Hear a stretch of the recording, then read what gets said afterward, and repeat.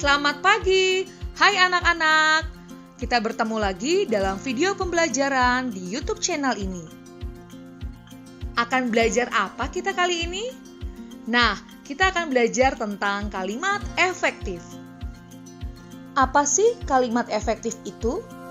Dan mengapa kita harus belajar tentang kalimat efektif? Sebelum kalian jawab, mari perhatikan ilustrasi gambar berikut ini. Jika kalian melihat gambar ini, apa yang ada di pikiran kalian? Benar sekali, di dalam gambar ini kita bisa melihat bahwa ketika pembicara menyampaikan pesan kepada pendengar, maka pendengarnya langsung paham. Oh, pembicara berbicara A, B, C, D, dan si pendengar juga mendengar A, B, C, D.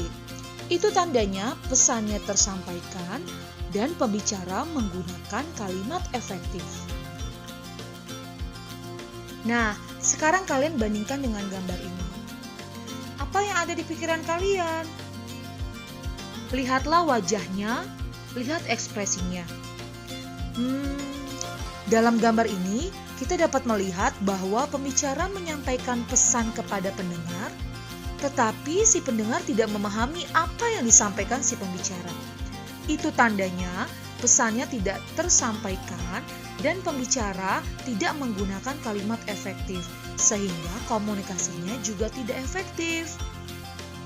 Dari ilustrasi tersebut, dapat kita simpulkan bahwa kalimat efektif adalah kalimat yang terdiri atas kata-kata yang mempunyai unsur SPOK.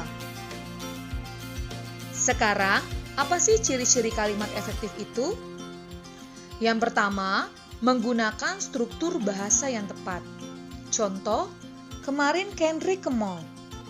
Kalimat ini tidak efektif karena tidak memiliki unsur penting SPOK. Minimal ada subjek dan predikat. Jadi kalimat efektif yang benar adalah kemarin Kendrick pergi ke mall. Kedua, hemat, artinya menggunakan kata sesuai kebutuhan. Contoh, rapat itu dihadiri oleh beberapa dari banyak anggota saja. Kalimat ini tidak efektif karena menggunakan kata bermakna jamak secara berulang oleh beberapa dari banyak anggota. Mengapa harus ditulis lagi? Nah, kalimat efektif yang benar adalah rapat itu dihadiri oleh beberapa anggota. Ketiga, logis, artinya masuk akal. Contoh, kepada ibu kepala sekolah, waktu dan tempat kami persilahkan. Nah, dari kalimat ini, apa yang terlintas di pikiran kalian? Apakah ibu kepala sekolah yang dipersilahkan atau waktu dan tempat yang dipersilahkan? Dari kalimat ini kita dapat melihat bahwa kalimat ini tidak masuk akal. Jadi, kalimat efektifnya yang benar adalah kepada ibu kepala sekolah kami persilahkan. Keempat, tidak ambigu, artinya tidak membingungkan. Contoh, motor Pak Rasya yang sudah tua itu harus segera diperbaiki. Nah, apa yang terlintas di pikiran kalian? Yang tua, Pak Rasyanya atau motornya? Kalimat ini membingungkan dan memiliki makna yang ganda.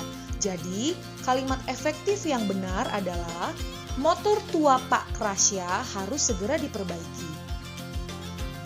Kelima, sesuai ejaan yang berlaku. Contoh, siswa-siswi mensapu lantai kelas agar terhindar dari kuman dan penyakit. Jika kalian perhatikan, kata mensapu tidak sesuai dengan penulisan ejaan bahasa Indonesia. Sapu itu adalah benda.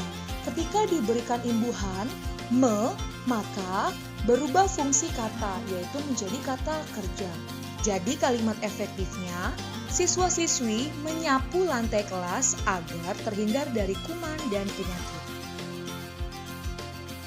Nah, oleh sebab itu, mengapa kita harus belajar menggunakan kalimat efektif?